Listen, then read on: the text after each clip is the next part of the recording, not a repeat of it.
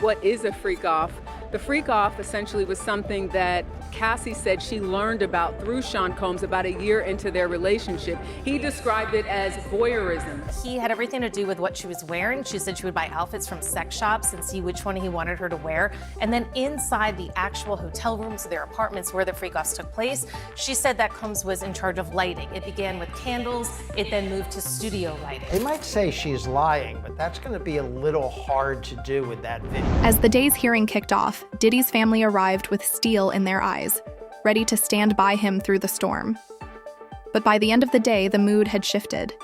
His twin daughters, Jessie and Delilah, exited the courthouse looking deeply downcast, barely uttering a word, their silence speaking volumes. His mother, Janice, and sons, King and Justin, were also present, their faces grim, the weight of the case etched clearly in their expressions. No smiles, no relief. Just the heavy silence of a family caught in the crossfire of a devastating scandal.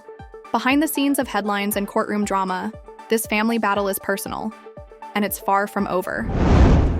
We need you to step to the side. Step to the side, please. Are you guys feeling? How do you feel today? Step to the side, please. Watch out, watch out. Watch your back. Great. How can you walk today? Congratulations at NYU, Chef. Give us a little space. Give us a little space. Give us a little space. Golden Nation. Nice little smile. Nice. That's Step to the side, please. feel like we like great being by his great stuff. Yeah. Wait. Give us a little Watch space. out, watch out. Give us a little space, please. All right, sorry about that. Give us a little space. Here. Oh, Chocolate eating it. guys. Oh. Boss down down. When you're behind, he's burning it. Back up. Back up. Push you like first play got a white was right at it. It's possible to knock. Hey, man, Sean, man, be good, bro. Okay. Charlie. Day 2 of Diddy's. Trial has officially wrapped, and while the prosecutors delivered a strong performance, it wasn't an outright knockout. But just when it seemed like the day might slow down, something major happened. A development that could shift the entire case in a new direction. The courtroom drama is heating up, and everyone's waiting to see what comes next. The prosecution's star witness taking the stand, but it was more than that. It was how Cassie took that stand. You could hear a pin drop when those doors opened, and a visibly pregnant Cassie Ventura walking past a man she had not seen in 6.5 years. A man she says violently abused her for a decade. A man the prosecution said trafficked her. Well, she sat across from him, placed her overcoat behind her, turning her body slightly toward the jury, rubbing her pregnant belly throughout her testimony. Diddy, well, he was more fidgety than he was the day before. He was passing notes. He pushed himself away from the defense table and largely sat like that. They never seemed to make eye contact with one another, not even after she was crying about having loved him once and planning and participating in these freak-off sex parties because she feared him and she wanted to make him happy, but feeling worthless, feeling disgusting because she didn't want to do it. Now, with each moment, the testimony became more and more graphic. Her delivery, though, it never changed. It was matter of fact, steady, calm. At times, she was even critical of herself, walking us all through how a 10-album record deal came over a 10-year period of abuse and sexual humiliation. And once you hear Cassie's testimony, you'll understand why the courtroom was so tense. Cassie, Diddy's ex-girlfriend, took the stand with intense, jaw-dropping testimony. She revealed a terrifying side of Diddy, one fueled by threats and manipulation. Cassie testified that Diddy threatened to leak private graphic videos of her, what she called chaos videos, involving her and others.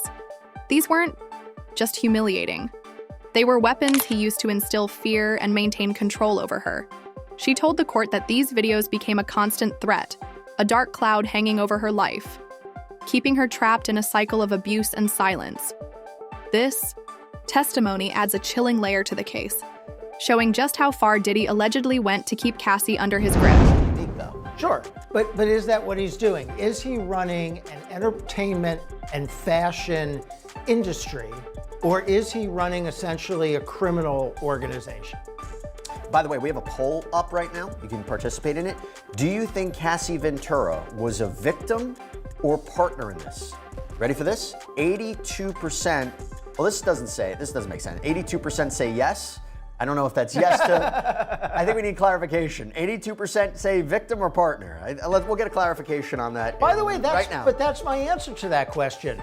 Oh, Was okay. she a victim or a 82% partner? say victim. 82% say victim. Maybe based on we're reporting on the testimony right now. Yeah. I mean, I think she is a victim if the allegations are true, but also she is involved in some of the criminal act. I mean, she's getting those prostitutes, right? She's making payments to them, allegedly. She's having them come, so she's involved in some of the alleged criminal activity.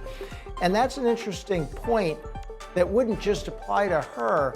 Other people in his orbit might be some combination of victim and co-conspirator. But you know what?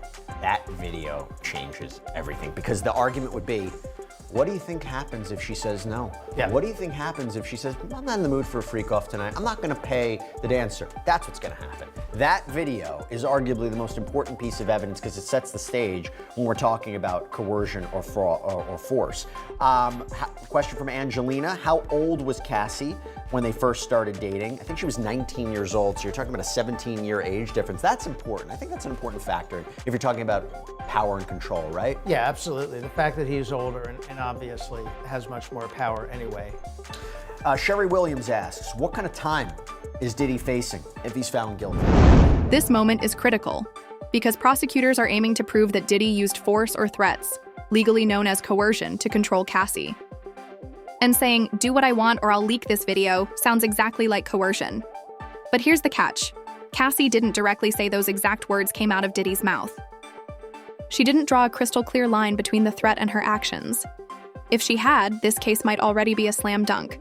But because that loop isn't fully closed, it leaves a gray area. And that uncertainty could leave the jury guessing.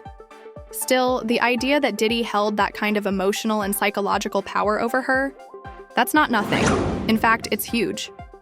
It paints the picture of a man who used fear as currency and kept women under control by any means necessary. And let's not forget, Cassie isn't the first woman to face this. Kim Porter, the mother of 3 of Diddy's children, reportedly had her own story to tell. But tragically, she died under suspicious circumstances just before allegedly writing a bombshell expose on Diddy's dark secrets. Coincidence? Or part of a deeper, more sinister pattern? See how Albie Short, he came out saying that Kim Porter death needs to be looked into? I think that Al being his ex-wife, he have every right knowing about the stuff that came out about Diddy and what he was doing. You understand what he has done in the past, and people have overlooked it. By him coming out and saying that he hoped that he could get her case reopened. There was a guy called John Paperwork, the Paperwork Party. They would put in an open petition to get Kim's case reopened. You understand what I'm saying? So I'll be sure doing this is showing that, you know, he still got love for Quincy's mother. He still want to find out the truth because allegedly Kim was fine the day before and the day of her death. And then now she found in the bed dead from pneumonia. That just don't sound right, bro. That don't sound right at all. So you feel the same way about her death being suspect? I don't think nobody in America thinks there's nothing suspicious about Kim's death, bro.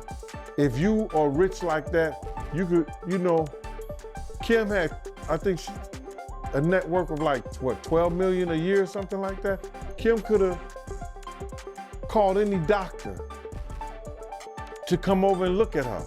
If she was that bad, you know, she could have called an ambulance or something like that. Everything is suspicious about her death, bro. And I don't think an autopsy was done on her. And if it was a half job. You personally, right? What do you think happened to Kim Porter? If I say something personal, bro, and my belief, and I put it on to the public, then I might be like, New Prosecutor S also revealed more disturbing testimony from Cassie. Testimony that pulled the courtroom even deeper into her trauma. She described feeling deeply humiliated, saying she never wanted to be part of Diddy's so-called freak-offs. Not once, not ever. Cassie told the court she tried to gently bring it up with Diddy because she was afraid of making him angry. That alone speaks volumes. It shows the intense fear she lived under, constantly walking on eggshells just to avoid setting him off. But here's the legal challenge. It's not just about what Cassie felt. It's about what Diddy said or did to apply direct pressure. The jury needs more than emotion. They need evidence of coercion, clear proof that Diddy used words, threats, or force to make her comply. Right now, Cassie's fear is obvious. Her suffering is real. But for the case to hit hard, the prosecution still has to lock in that direct connection from threat to action and to prove the full extent of Diddy's control. Still, this testimony cuts deep, and every word brings the jury one step closer to the full picture. This alleged criminal enterprise and how, based on the opening statement from yesterday, he didn't just have staff who were helping him commit the crimes, but also covering them up. Just now, an update from court. Prosecutor asked Cassie Ventura, how would he keep tabs on you? To which she apparently responds, he didn't live far apart. Oh, we didn't live far apart. He'd send security to come find me or a trusted assistant. Like who? David James, Christina Courtroom, who we all know has been a central figure in this case. Maybe not the criminal case, but she's come up in lawsuits before. The prosecutor asks her, was your relationship exclusive? Ventura replies, no. If she's naming names like David James or Christina Courtroom, do they have to testify, you think? I don't think they have to testify, but I wouldn't be surprised if they did. I would think this is all planned out, that she's going to indicate some people and then the prosecution is going to bring them in later in the trial to verify, right? One thing you really want to do with a witness like this, the defense is going to say that she's embellishing.